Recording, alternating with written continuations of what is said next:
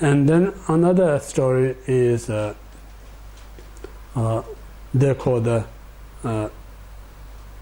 friend's daughter. Is a Tibetan word called Zawi Pomo. Zawo means like a friend. Pomo means like a daughter. So how this story come about is like in ancient time in India, everyone followed their caste system. Whatever father's job, then all son, not need to be daughter married with other family. It's like, I'm talking Indian caste system. So every son have to follow the father's caste. So this father, he was selling in the ocean, collect the jewels. And then he used to do that kind of business, and he bought back down and sank. He died there. So now he got only a child, son. So unfortunately, in the tradition, they kind of at that time they think male is more important than female. So they kind of, instead of calling boy, because they think it's a kind of superstitious reason, they call him girl. Actually, he's a boy. And then this boy lost his father when he was very young age. And when he grew up, he kept asking his mother, "What's my father's caste?" And she kept telling lie to him, because if you tell the truth, then he may go in the ocean and collect it. Then she worried her husband already lost, then now she only have a son going to be lost. So she kept lying to her, say, "Your father business is like a kind of selling grains." Yeah? And then when he grew up, he ran that kind of business. He was very successful, and then everyone get jealous. And whatever he made profit, he always give to the mother. And then all these people get jealous to him, telling, "Your father's job is not this one, something else." Then he come back to the mother, kind of argue a little bit, and then the mother said, "No, father's job is selling cloth, for instance." And then he ran business, selling the cloth, and again he is very successful. Everyone get jealous, saying, "This is not your father's job." And he come back and argue a little bit, but whatever, he always give profit to the mother. Then eventually he found out his father's job is like to go in the ocean and collect the jewels. Then one day he really upset, coming mother, said, "Now I really found my father's caste is go in the ocean and collect the jewels. I need to do that job." So mother refused. She doesn't want him to go because she worried to going to lose. Then whatever she kind of persuaded her, he couldn't listen to her. So and she had just lie on the doorway, so stop him to run away from the house. So when he she blocked him, he just jump over and kick his feet to mother's head. So very upset and hurt his mother, and then escaped from the home.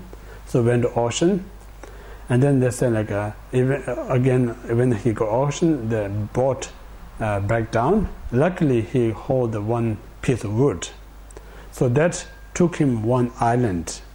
When he got the island, he saw a nice house. When he went there, so many kind people inside this iron house. Everyone host him, give him food, shelter, everything. Then because human nature is unsatisfactory nature, so he not satisfied, he still want to go farther. And then he left and went to another island, and then he also did the same way. Some the people were great hospitality for him, look after him, but still he not want to stay there, he want to move another island. So this says like previously he run few business, those time whatever he made profit, give everything to mother, karmic result. So in few islands he visited, they all kind of greatly hospitality to him. Then last island he went, he saw iron house. When he soon entered that iron house, he saw one man inside, top of his head, kind of iron wheel turning and all smashing his head. See all this brain, everything splashed everywhere. And he asked, "What's the reason this thing's happening?" And then someone said, "This is a result or karmic result. Someone mistreated to own mother, most kind mother." And the moment he heard, this iron wheel transferred to his head. So the moment that transferred on his unbearable pain or suffering, so that time instead he get upset, he said, he immediately developed great compassion, said, in this world, whoever did same as my karma, so whoever going to experience this kind of result, no one have this go through, every negative karma come upon me. So he immediately used that pain, develop into compassion. The moment he developed compassion, that iron kind of will disappear. So this is what we're saying is like, if you genuinely cultivate compassion, compassion has a power to purify many lives negative karma that you committed. Yeah. So similarly here, people you may think like last time the other again the Gabi, she asked the question, said, why we have to consider negative part if there's so many positive things? It's a genuine question. People think that way, why we have so many positive. That's how world will teach us. You should consider positive, don't be negative. If you consider negative, you're going to be unhappy. If you consider positive, that's a Western therapists talk about it. But Buddhist psychological sense, just thinking of good, it makes you soft, not make you tough, not make you strong.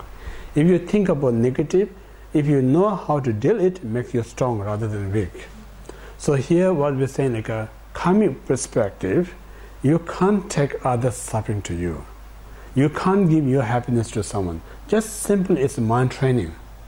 So what we're training is to develop such immense compassion. So just sake of that, to develop this such immense compassion, we have this courage to take others' suffering to me. We need to have a courage to give my happiness to. So anyone who has that kind of courage, that person has a genuine compassion. The moment you go compassion, that very state of mind, there's no negative going to be there. That very compassion is going to burn out all the negative. That's how it works. Make sense or not? Because that very negative that you're holding on, moment you develop compassion, that very negative is kind of merge into the compassion state. We are saying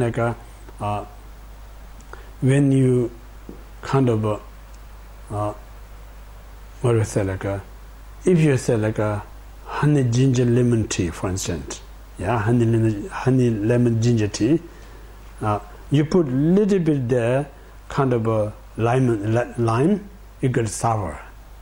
Yeah, it's a bit hard to drink. So when you think it's a bit hard to drink, instead of you just changing the water, you put one extra sugar in it. When you put one extra sugar, then this honey taste, or what you call extra honey put in, then this sour going to be more drinkable, much more delicious.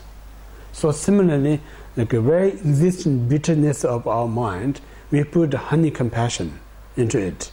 Then this very bitterness transforms into sweetness.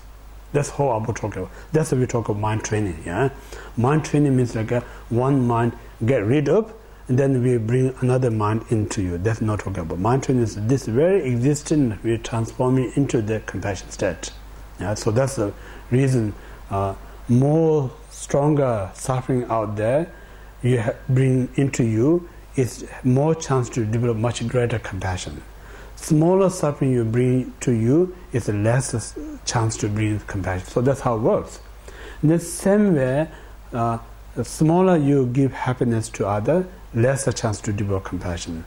Greater happiness you want to give others, it develops greater compassion to you.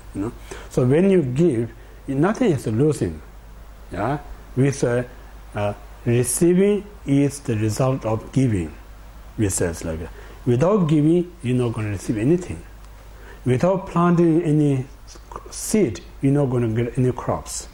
All the crops that come in the field because we planted seed. So that's how it works. Yeah.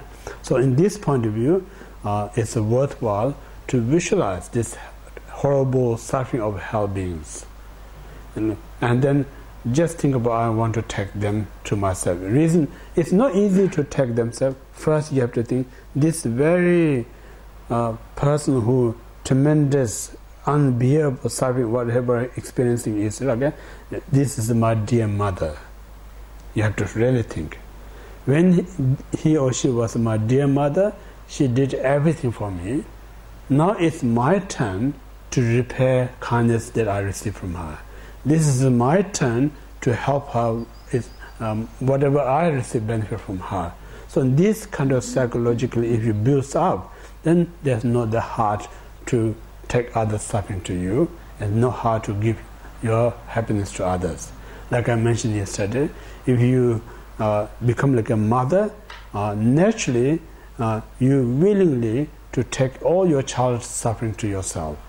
You're really happy to, if there's something to give your happiness to your child. There's not any problem at all. So it's that kind of winner to train of the mind, exchanging self and other. So when we do this, first just think I mentioned like when you're giving them, just think that they make a little bit break from the intensified suffering, temporary. Ultimately that is become cause to gain full enlightenment. Yeah. So in this way, it's good to like even you can do like a 6 days program, this exchange meditation. So 6 days of program meditation is like a start from other God beings first, like a Monday, and the Tuesday you can do the demigod, Wednesday you do the human, Thursday you do the animal, Friday you can do hungry ghost, Saturday you can do the hell being, Sunday you have a break. Yeah, that's a good, yeah. Sunday you can have a break, and then start again from Monday. Sometimes we need a little break here, even in back to Dharma.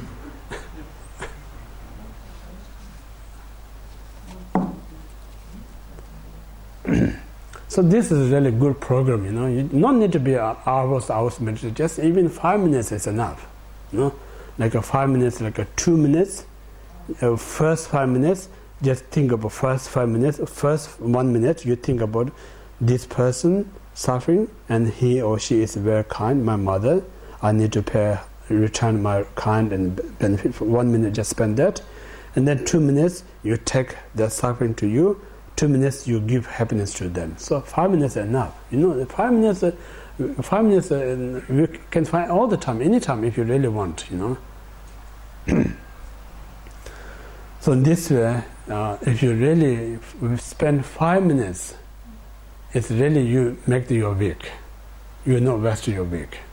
You know, it's really achievable. You know, it's not something we talk about hours to spend in meditation. It's achievable. So that's exchanging self and others.